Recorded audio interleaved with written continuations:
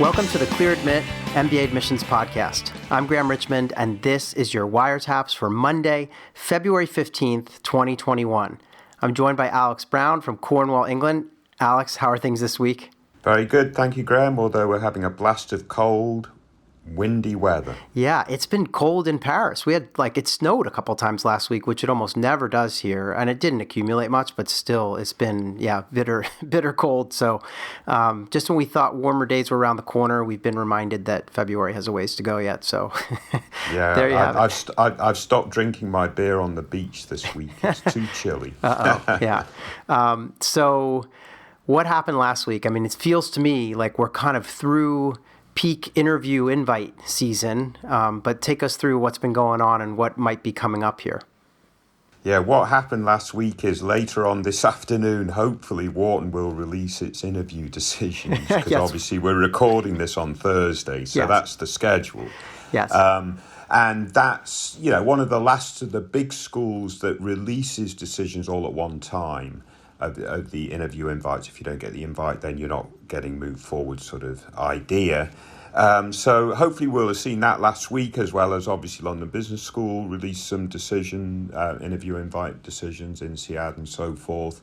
We're seeing lots of schools that sort of trickle or roll out those interview invites. They continue to do that and will continue to do that. Sort of Haas is one of those schools, Stanford, and so on and so forth. The last big school we're waiting for that sort of the idea of sort of releasing all interview invite decisions in one blast is going to be the Sloan School, MIT. And I've not seen yet that they've announced exactly when that's going to happen. I have seen that there's been email from Sloan School saying that they will know by the end of February whether they have an interview invite or if they're not going to get admissions. That gives them a little, a couple more weeks leeway in terms of when they release those interview invites. So we know that the Sloan School, their round 2 deadline was later than other schools. They're typically 1 or 2 weeks behind other schools in this regard. So maybe it's this week, maybe it's the following week. We'll get big news out of MIT.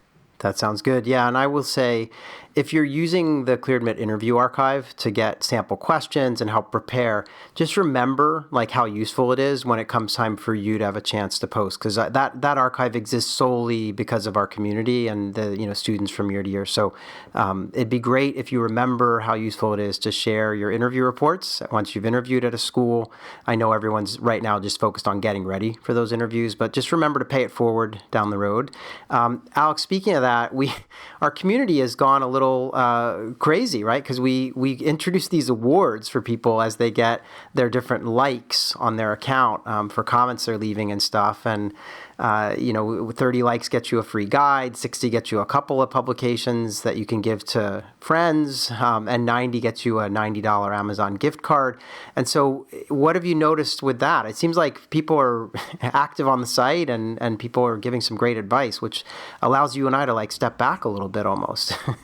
Yeah, I love that 90 for 90 idea. I don't know who came up with that number, but it's absolutely brilliant. But yeah, no, it's actually, obviously a couple of weeks ago we decided that we were going to try to create these awards for these different levels of contribution, not knowing exactly what the impact of these awards might be. And I've been very pleasantly surprised with the level of activity, the comments, and some of the folks. And it's not just that they comment quickly to try to stimulate a couple of likes, but some really thoughtful contributions. And the reality, Graham, is these are from folks that have traveled through this admissions process. So they've developed a deep insights into various schools and processes and so on and so forth, and they can share that. Yeah. Whilst I think we have really good insight in terms of directly into the admissions process. We're very seasoned, we've done it a lot at schools, and now we can advise on it. But, we haven't navigated the process this season like these folks have. So really good, thoughtful insights. I've been extremely pleasantly surprised. I hope it continues. And frankly, I learn a lot reading these contributions. Yeah, same here. It's been really fun to see. Speaking of contributions, we got an email. So people have been paying attention and sending, we asked you to send emails to info@clearedmit.com with the subject wiretap. So we got an email from a first-time emailer, long-time listener, as you might say. And, Alex, just as an aside, this means that people listen, right? Even if my mom is not listening, because remember I wished her happy birthday, and then I checked with her to see, hey, did you hear? And she just gave me this kind of blank response, which was kind of like, no, I didn't listen to the podcast. So my mom did not even hear her birthday greeting. And, sometimes, Alex, I wonder if the rest of the team at ClearAdmit listens to this or not. But anyway. If your mom knows what a podcast is, she's well ahead of my mom. Yeah, she told me she's listening to other stuff, not ours, Nice. No. But anyway, so we did get a question, and it's actually a really good question. I'll just read it to you, and I wanted to get your take on it. And this person says, I'm an avid listener of the podcast. And the website helped me tremendously over the past few months. I was featured in one of your episodes as well, and I was wondering whether you could dedicate a short segment to an issue that may bother some applicants who are invited to interviews at top schools. And the question is, what do you do if you have a below average GMAT or GRE score and you've made the interview cut at a school? Should you, think about like taking the test again to boost your odds of making the final cut of a school's admissions, process, even if you've maybe already taken it a couple of times and not hit the mark you wanted, or should you not worry about the test because you've made the interview cut and just focus solely on interviews and maybe outreach to current students? You're really getting yourself ready and immersed in the community to excel in that interview. And yeah, I just was curious, Alex, what do you make of that? Like, what should someone do? Let's say you've got an interview invite at Harvard and your GMAT score is a 700 or something, or a 690. Should you use the time that you have before final decisions come to like boost that score, or should you just get ready for the interview? Yeah, I mean, quite honestly, this is a terrific question, and it illustrates a few really important points, I think. The first point being admissions is truly holistic. We try to preach that. I mean, obviously numbers are important, and there is going to be some correlation between high numbers and high work experience and high other stuff, right? So you hope that stuff is generally going to be reasonably correlated. I'm doing a bit of studying on statistics, Graham, so I'm learning these terms. Okay. But you get the idea, right? So typically someone with a 750 GMAT's probably also got great work experience and also volunteers and so on and so forth. But the point is, it's a holistic review process. And as an outcome of that, there will be some folks that get invited to interview that have below average data points because perhaps other aspects of the candidacy are above average and so on and so forth, right? So hopefully that makes sense. The other really important point I think is to address is not everybody invited to interview is the same. So some people have this perspective that, I've overcome the hurdle and I've got an interview invite. So we all start from the same point now. The best interviewers get in. That's not going to be the case. In most cases, if not in all cases, once the interview is complete, a further review of the candidacy will be undertaken, looking at the interview report and what was learnt in the interview, and mapping it to everything else that they know about your candidacy. And only at that point then will that final decision be made. Therefore, that lower test score is still going to be a factor in that final decision. So hopefully that's clear. I don't know that there's a school that takes any other approach than that type of approach, right, Graham? Yeah, that's actually an excellent point, which is that, you're, just because you get an interview invitation and sort of have overcome that initial hurdle that may have been in place because of the low test score, it doesn't mean, that the test score might still, be a bit of a hurdle. I think, the thing that I feel about this subject is that it really depends on the approach the school's taking as well. Like I sort of feel like there are some schools who make a very deep cut when it comes to interviewing. And so they're basically selecting the people to interview that, assuming the interview goes well, they feel like could be a really great member of their community. And I'm thinking of like Harvard or, to an extent, MIT, some of the schools, Stanford, that do pretty deep cuts before they get into the interview phase. There are other schools, whether it's Columbia or Booth or Wharton or many others, that they interview actually a pretty sizable chunk of the applicant pool. So for them, they can very easily overlook a test score or something, just get the person in, see how it goes, and then make the decision, as you said, very holistically on the back end, where that test score could still be, a factor.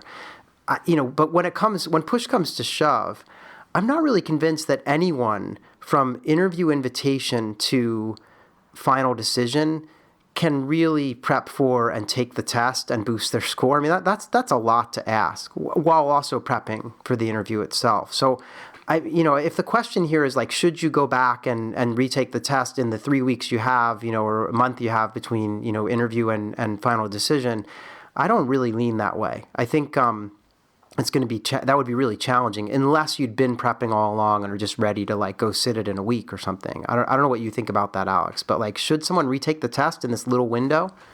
Yeah, I mean, I think that's a fair point, Graham. I will, again, reaffirm what I said, though. That test score will still count at some level.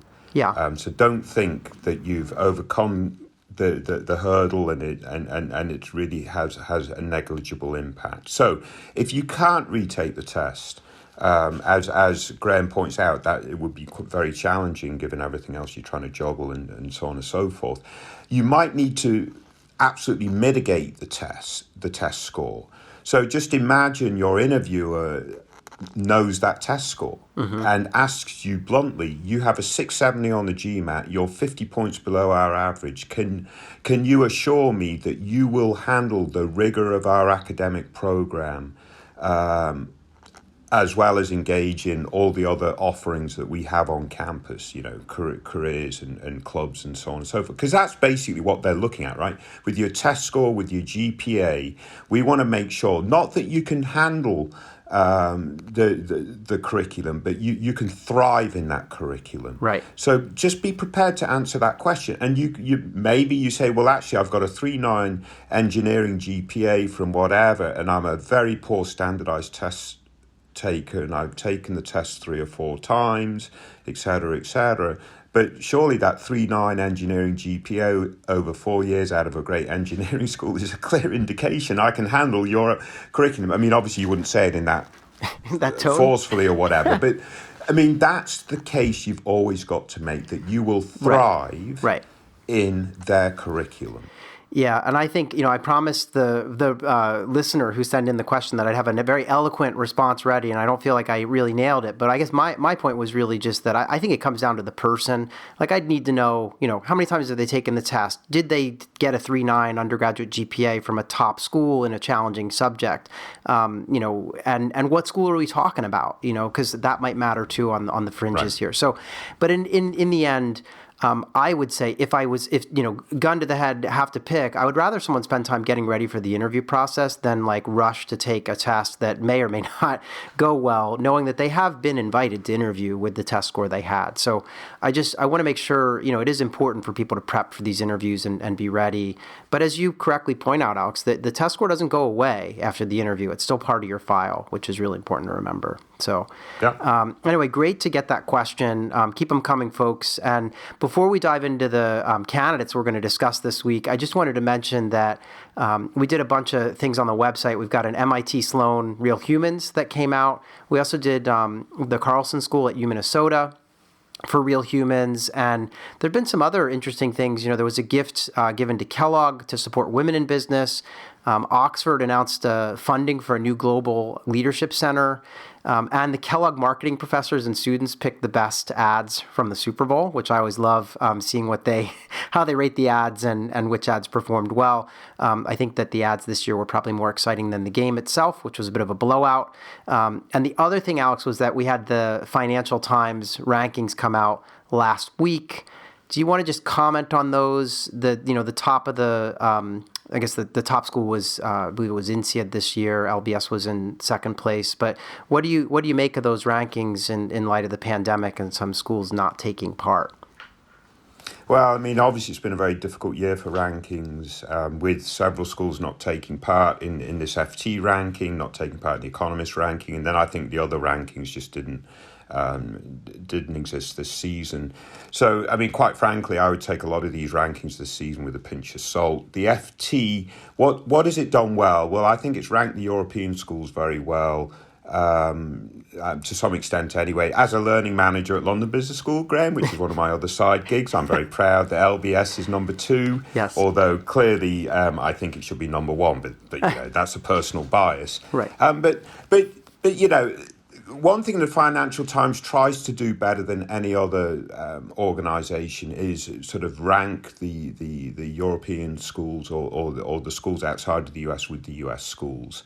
I think that's very challenging because, quite frankly, to me it's almost apples and oranges when you're trying to rank them together. Mm-hmm. Because if you want a different type of career, different geography, this that, and the other, your decision making is going to be very different across these schools. But that said, I think they do well in Europe. In the US, I would question some of the order of their rankings.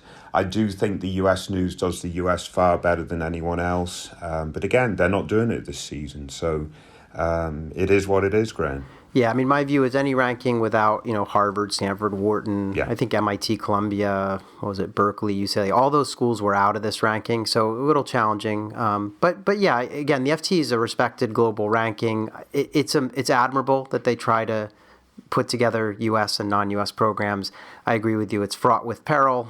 But in any event, it's always fun to look at that stuff in the context of other things as well. But so that was the rankings. The last thing I'll say before we get into our candidates for this week is that we have that event coming up on March 3rd at noon Eastern, and we've got Wharton, Berkeley, Yale, MIT, and Carnegie Mellon coming on to do a webinar where we're going to talk about deferred enrollment programs. So this is for your young friends or our younger listeners who are still in college, maybe junior year, senior year, and thinking about applying to get into business school while they're still in college and then go off and work for a couple of years before starting an MBA program. So stay tuned for that. You can sign up on the website and probably should do so sooner rather than later if you're interested. Alex, other than that, I think we should just move on here, as you say, because we're, got to get through some candidates, and I'm watching the clock a little bit. Yeah. All right, so this is Wiretap's candidate number 1. This is an ApplyWire entry that we received, and the person has 11 schools on the target list. Babson, Columbia, Cornell, Emory, Georgetown, Harvard, Kellogg, Stanford, Booth, Wharton, and Yale. And they're not starting business school until the fall of 22, so they got a little bit of time. They're going to be applying next season, basically. They've been working in consulting, and they want to get into nonprofit, social impact type work. GRE score is 327.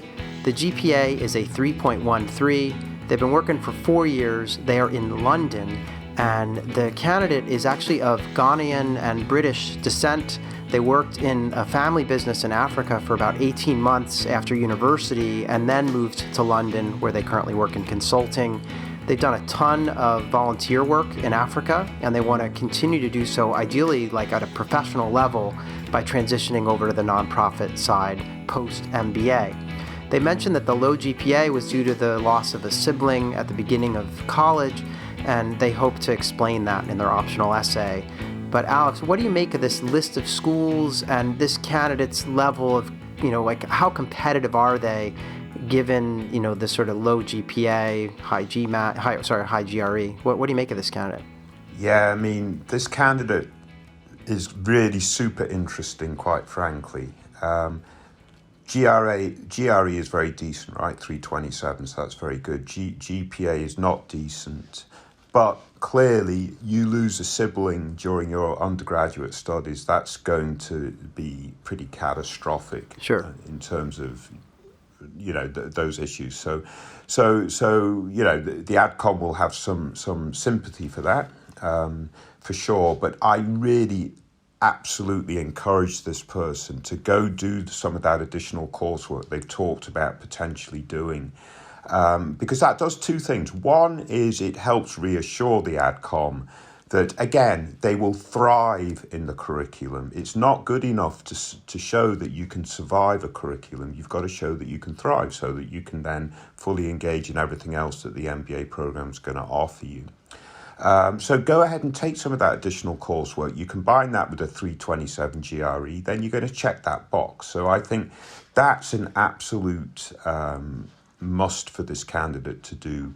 I love the potential on the professional side and the volunteer extracurricular side, as well as the impact side in terms of this person's goals. So this person has the wherewithal and the opportunity to be a big impact person in the long run as an alum. And again, that's what top schools look for.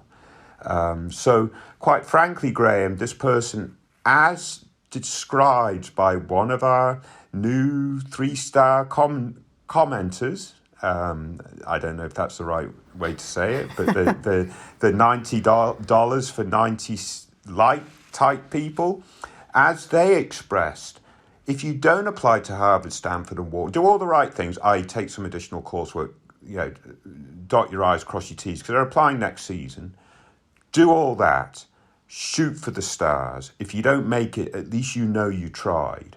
But whilst you're shooting for the stars, add in a couple of other M7, maybe 1 or 2 top 16. But this person has to land somewhere quite well, I think, Graham, if they do the right things, because they're applying next season, so they have some time to plan.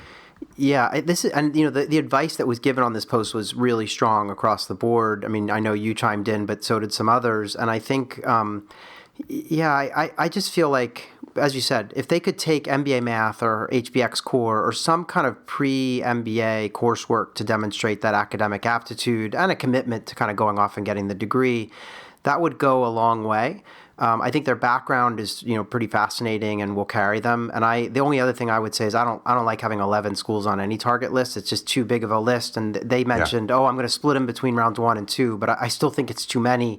And so they should probably target, 3 to 5 schools maybe for round 1 and keep it at the top end, as some of the comments suggest, and then see where the chips fall. And if it doesn't work out, they can have a fallback plan and get a couple in for round 2. But I really don't think this person is going to need to apply to that many schools at all. They can just start at the top and work their way back in round 2. So, yeah, really interesting profile, and I wish them the best of luck. And I think, as you said, they could do big things in Africa after business school. The only thing I did wonder about is, like, what's the kind of what's the immediate short-term goal? Like, have they really given that some clear thought in terms of what's the job and, pretty practically speaking, how are they going to pay off their debt and all that stuff? So do they have, is there like a short-term plan to then get to the big picture of, kind of doing nonprofit social impact work in Africa? So they should probably really think that through. But again, really good candidacy with just one blemish, which is the GPA issue that they should be able to overcome with a little luck. Yeah. And again, some of our feedback is sort of based on the impact that they've had thus far in consulting, in their volunteer and non-profit work. So they say they've done some good things, so making sure that they're delivering on that. Absolutely. Yeah, agreed. All right, well, let's move on. We're going to talk about another ApplyWire entry. So this is Wiretaps candidate number 2. This candidate is applying to 4 schools, and the intake year that they listed is 2023. So this person's not looking to start business school for quite some time, and that's because they are a deferred admission candidate. So this person's currently in college, and they're applying, and they're hoping to join one of these 2+2 type programs where you get in early, work for a while, and then join. And the schools that they have on the list are Berkeley, Columbia, Harvard 2+2, and Stanford. And this person has been studying chemical engineering. They want to get into consulting or technology after business school. And they listed Accenture, McKinsey, they also had Tesla on the list. And the GRE score that this candidate has is a 318, GPA 3.69. They indicate they have 1 year of work experience. I presume that's kind of maybe a combination of maybe summers, or I'm not sure how they're arriving at that. But in any event, they indicate I'm mostly applying for deferred admissions programs currently college senior with 2 internships, including Goldman Sachs. So, Alex, do you want to talk a little bit about, because this is a different type of approach when you're applying to these deferred admissions. So what do you make of this candidate, and what do they need to do to get into a program at this early stage of their career? Yeah, and frankly, I selected this entry because obviously we have the early admission or deferred admission event that we're rolling out in March. So this is a sort of typical candidate that may be looking at these types of programs. This person has a 369 GPA in chemical engineering. We talked about this before we came on air, Graham. Chemical engineering has got to be one of the hardest curricula that you're going to navigate through undergrad. So a 369 GPA in chemical engineering, in combination with, they obviously went through some kind of reasonably rigorous selection process to get an internship at Goldman Sachs. I don't think Goldman Sachs is free and easy with who they recruit for their internship program. So that aspect, to me, Graham, augurs pretty well for this candidate. Yeah. Chemical engineering, I kind of feel like you're suggesting that my art history major may not have been as challenging, but I am suggesting that, Graham. Yeah. Yes. I had a minor in going to rock shows and playing music and stuff. So chemical engineering, I agree with you. That's a tough major. And so that GPA of 3.69, it almost gets like a boost when you look at it. I agree with you there. So that said, there are a few other things that you've got to figure. So if you're applying to these deferred admissions programs, the admissions committee has less sort of data points to be able to look at in terms of doing an overall evaluation. They don't have that 4 or 5 years of professional experience to interpret, as well as additional volunteer extracurricular activities they might have done during that 4 or 5 year experience. So because the ADCOM doesn't have those additional data points, then the data points that they do have are going to become more important. Where am I going with this, Graham, is this GRE score stands out, not in a good way in this case. So we talk about this person has a 369 GPA in chemical engineering, presumably from a decent school or whatever. So the 318 isn't going to be helpful at all, Graham. Yeah, it's the weak spot for me because, as you correctly point out, whenever I've talked to admissions directors who oversee these deferred admissions programs, they always talk about how, like you said, you have limited data to go on, and so the academics is under the magnifying glass, and that includes test scores and GPA and major and even caliber of undergraduate institution. One thing that we also don't have a clear line on here is to what extent this person's been active in their college community. Right. We have a sense that they've maybe had some good internships and have worked hard. You don't, as you said, a Goldman Sachs internship doesn't drop out of the sky, right? So, but I think it will be important for them to showcase leadership and other activities on campus. But even so, that GRE score is low. It's low for the regular applicant pool. And when you look at the deferred candidates that get in, they typically have above average type scores compared to the general pool. So I would encourage a retake here if there's time. I think a lot of these programs on their list don't have deadlines until April. So there might be, some time to address this score and try to boost it. What would you, would you not have, what would you do if they couldn't get the score up? Would you still have them go for it? Or would you say, oh no, just go work and apply to regular MBA programs, after you've worked for a while? Well, look at it on the harm side. There's no harm in applying for admissions. If you don't get in, you come back as a reapplicant in 2 or 3 years' time. Right. And you're not. There's no stigma attached to the fact that you've already that you're now reapplying. And data might even suggest the opposite. Typically the admit rates for reapplicants can be higher than first-time candidates. So the only harm is the effort put in. On the part of the candidate, the cost and so on and so forth.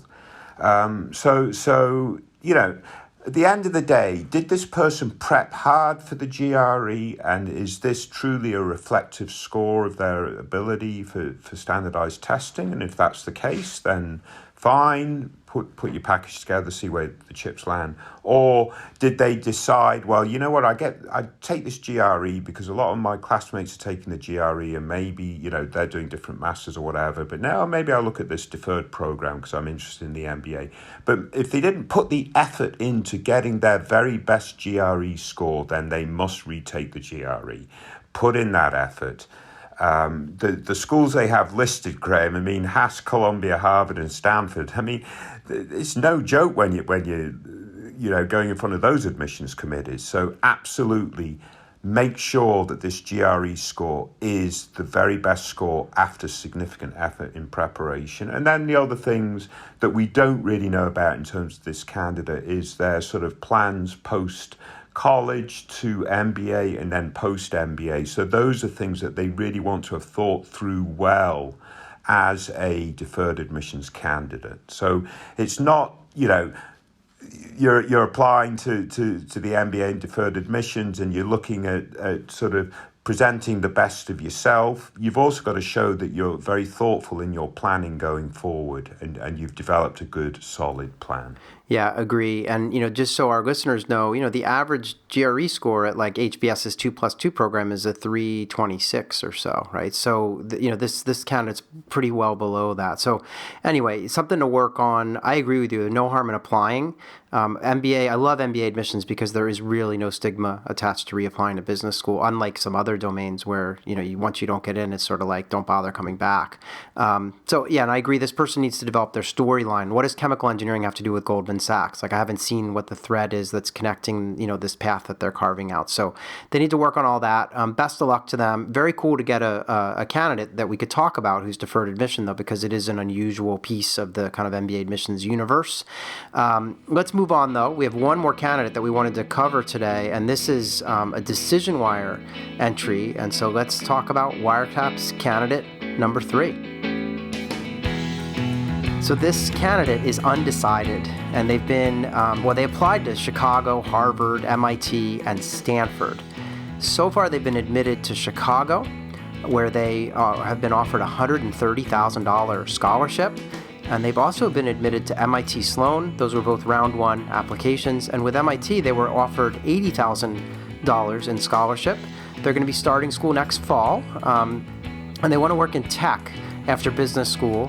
And their numbers, FEMAT score was a 670, GPA a 3.9. So I got to say, that's a, really terrific results given, test scores, below average or whatever. GPA is off the charts high, right? So it happens, right? People can get in with, it's not all numbers, right? We got to remind people of that. The other thing I wanted to mention is that this candidate has an interview invitation for Harvard in round 2. So they're, that's in play as well. And they indicate that they need to decide between MIT and Chicago. Sounds like they got to put a deposit down somewhere. And they mention that they prefer MIT, but that Booth obviously gave them more money. And so they're wondering, can they be justified in going off to MIT, even though it would cost them about $58,000 more? And they say, are they crazy to do that? I think we're 2 weeks in a row, Alex, we're talking about whether or not a candidate is crazy for turning down one school for the other. But what do you make of this? So where does one go for tech, MIT or Booth, given the money that's on the table? Yeah, I mean, quite frankly, whether they went to MIT or Booth, they're probably going to be set on a very good path going forward. Obviously, MIT Sloan, its ecosystem for tech is probably going to be a little bit more advantageous and so forth. And frankly, if that's where this person wants to go, in terms of their current options, I would encourage them to do it. Obviously, 58 grand's a lot of money, but it's that's all relative to your own personal situation. For one person, 58 grand is absolutely super significant and will make a huge impact on their opportunities. For another person, that's had a lucrative career to date, has been able to put away some savings or has other sources of funds, 58 grand might not be as significant, right? So it's going to depend on the person's sort of own personal circumstances, but they seem to really want to go to Sloan. So I say, if you want to go to Sloan, just go to Sloan and don't look back if you can make it happen financially. And obviously,